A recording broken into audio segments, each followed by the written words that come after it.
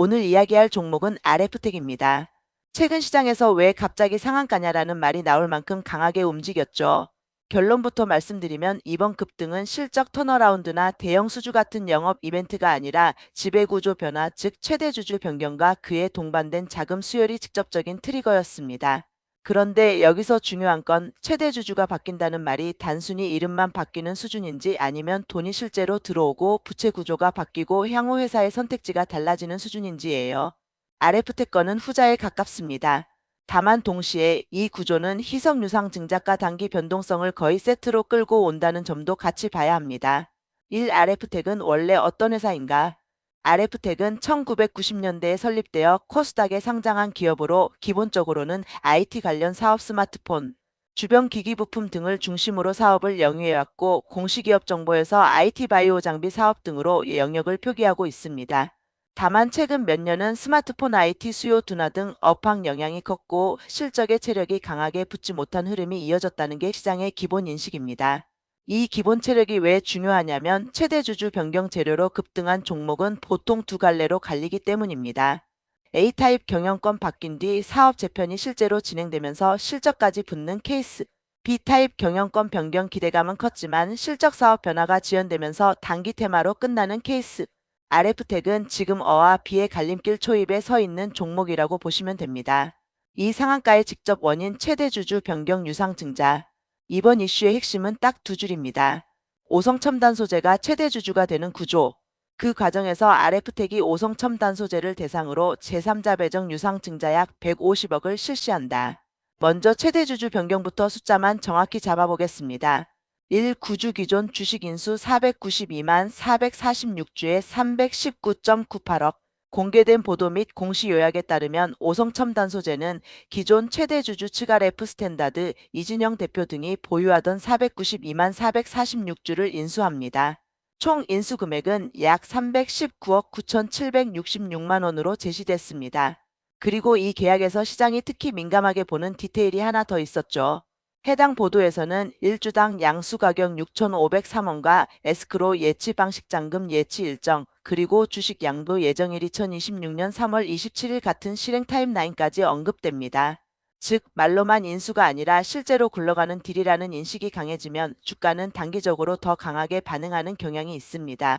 이 신주유상 증자 인수 886만 11주에 150억. 여기에 추가로 RF텍은 오성첨단 소재를 대상으로 149억 9,999만 원 약 150억 규모의 제3자 배정 유상 증자를 결정했습니다. 발행 주식수는 보통주 886만 11주로 명시됩니다. 그리고 이 유상 증자에서 투자자들이 이건 꽤 중요하다라고 보는 포인트가 두 가지입니다. 조달 자금 전액을 채무상환 자금으로 사용한다는 점. 배정 주식 886만 11주는 1년간 의무 보유 보호 예수된다는 점. 정리하면 오성첨단 소재가 들어오면서 회사로 들어오는 현금 150억 빚을 갚는다, 재무 리스크를 낮춘다. 이 흐름이 만들어진 겁니다. 이게 바로 상한가의 감정선입니다. 실적이 좋아졌다가 아니라 부채 압박이 줄어들 수 있다는 기대감이 한 번에 붙은 거죠. 3숫자로 계산해보는 희석과 지분율. 이제 여기서부터는 투자자들이 가장 많이 놓치는 부분을 짚겠습니다. 바로 희석 주식수 증가입니다.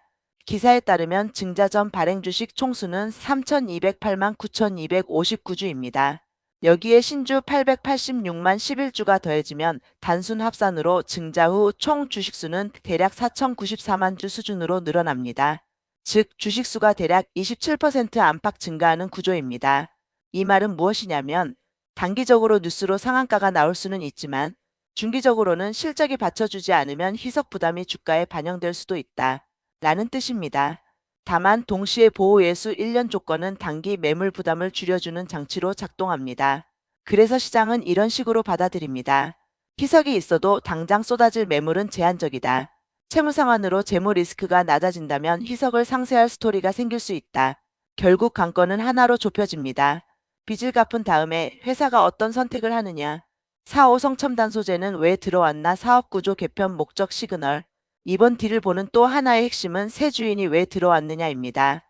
보도에서는 오성 첨단 소재가 RF텍을 인수하며 지분 33.65% 확보로 최대 주주 등극 예정이라는 큰 그림과 함께 오성그룹사 사업구조 개편 목적의 M&A 행보라는 취지로 설명됩니다. 여기서 시장은 늘 같은 질문을 던집니다. 단순히 재무지 배구조 정리 구조 조정형 인수인가? 아니면 RF택을 플랫폼으로 삼아 사업을 확장하는 인수인가? 만약 후자라면 빚 갚고 끝이 아니라 이제부터 뭔가를 한다가 됩니다. 하지만 지금 시점에서 확인 가능한 팩트는 딱 여기까지입니다.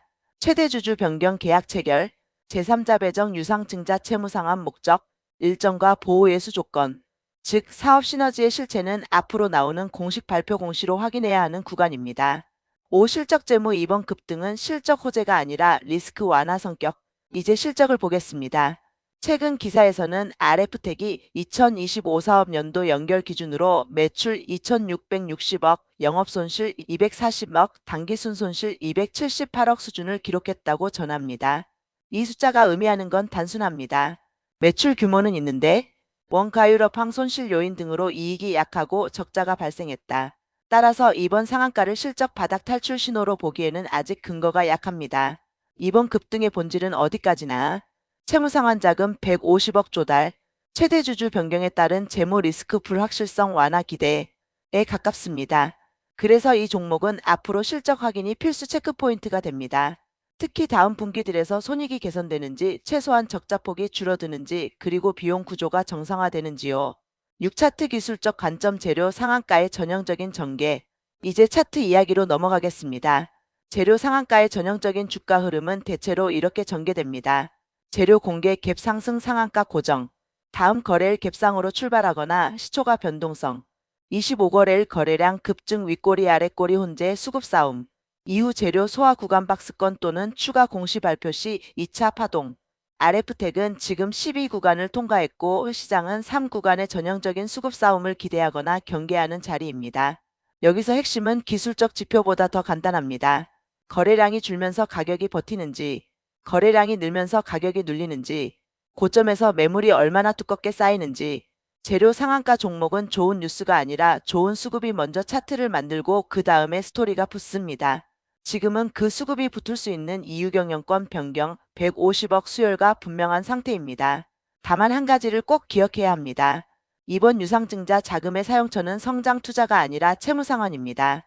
따라서 2차, 3차 파동을 만들려면 결국 시장이 듣고 싶은 말은 이것입니다. 빚 갚았고 이제 뭘 할 건데? 사업 재편이 실제로 진행되나? 그 답이 나오기 전까지는 차트가 흔들릴 가능성을 기본값으로 두는 게 자연스럽습니다. 7. 이벤트 캘린더 언제 무엇을 확인해야 하나? 이번 이슈는 그날 상한가로 끝이 아니라 일정이 있는 딜입니다. 보도에서 언급된 일정 흐름을 보면 계약 체결일이 2026년 2월 26일로 잡혀있고 잔금 주총 일정 그리고 주식 양도 예정일 2026년 3월 27일이 거론됩니다. 유상증자 관련 보도에서도 납입일이 3월 말로 잡히는 흐름이 함께 언급됩니다. 즉 체크포인트는 대략 3구간입니다. 주총 승인 절차 관련 흐름, 납입량도 일정이 계획대로 진행되는지, 진행 이후 회사가 내는 사업 방향 발표 추가 공시, 이 3개가 확인될수록 테마에서 스토리로 갈 가능성이 커집니다. 8. 리스크 정리. 이 구간에서 가장 흔한 함정. 이 종목에서 흔히 나오는 함정은 3개입니다. 1. 최대 주주 변경 무조건 대박 착각. 최대 주주 변경은 어디까지나 가능성입니다. 실적이 붙는지 사업이 실제로 바뀌는지 확인 전에는 테마일 수 있습니다. 2. 희석을 무시. 신주 886만 주 발행은 작은 숫자가 아닙니다. 보호 예수 1년은 단기 매물만 줄여줄 뿐 희석이 사라지는 건 아닙니다. 3. 빚 갚는 유중의 성격을 오해. 채무 상환은 분명 긍정적입니다. 하지만 성장 투자가 아니라는 점도 분명합니다. 따라서 다음 스텝이 나오지 않으면 주가는 기대감 소화 국면으로 갈 수 있습니다. 9. 시나리오별 대응 전략 3가지로만 정리. 여기서는 복잡하게 가지 않겠습니다. 딱 3가지 시나리오입니다.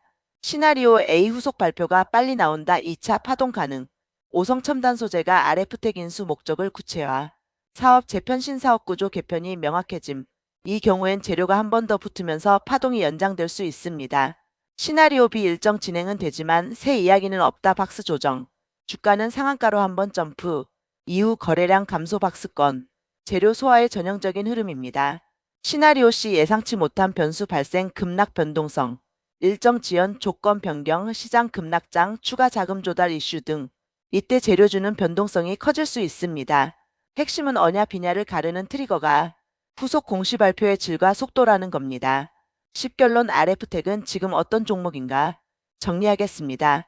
RF텍의 이번 상한가는 실적이 좋아졌다가 아니라 오성 첨단 소재가 최대 주주로 들어오는 구조, 150억 제3자 배정 유상증자 채무 상환 목적, 신주 886만 주 1년 의무 보유 단기 매물 부담 완화, 이 세 가지가 합쳐지며 리스크가 줄어들 수 있다는 기대감이 강하게 반영된 결과입니다. 다만 동시에 최근 사업연도 기준 영업손실 순손실이 확인되는 구간, 유상증자에 따른 희석은 현실적으로 존재. 그래서 지금의 RF텍은 한 문장으로 이렇게 표현할 수 있습니다. 응급처치 채무 상환로 숨통은 트였고 이제 다음 이야기가 나오면 스토리주가 될 수 있는 자리.